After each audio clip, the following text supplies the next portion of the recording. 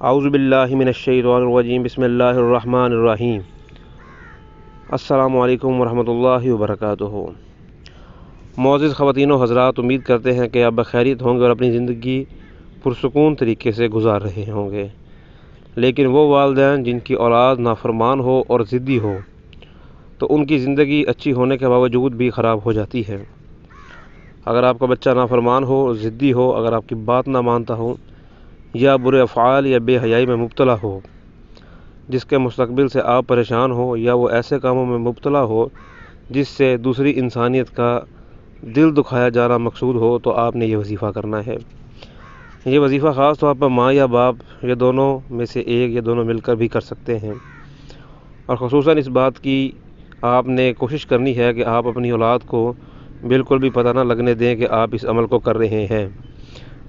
تو اس عمل میں آپ نے سورہ شورى کی آیت نمبر 13، دوبارہ سے بتا رہا ہوں، سورہ شورى کی آیت نمبر 13 جو کہ شروع ہوتی ہے اللہ یجتبی الیہ من یشاء ویہدی الیہ من ینیب سے، تو آپ نے رات عشاء کی نماز کے بعد 2 نوافل زائد ادا کرنے ہیں، اور اس کے بعد اس آیت کو آپ نے 1111 مرتبہ پڑھنا ہے، اور آپ نے اپنی بیٹے یا بیٹی جس کو آپ صراط مستقیم پر لانا چاہ رہے ہیں اس کے ماتھے پر ہاتھ رکھ کر دم کریں گے۔ امید یہ رکھیں کہ آپ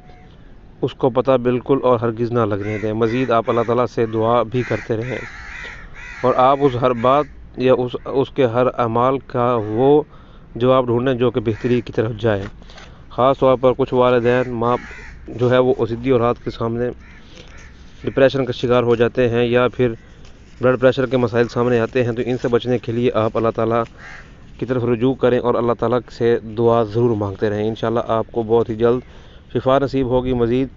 کسی بھی مسئلے کے بارے میں آپ پوچھنا چاہ رہے ہیں تو ہمارا نمبر ویڈیو کی ڈسکرپشن میں دیا گیا ہے۔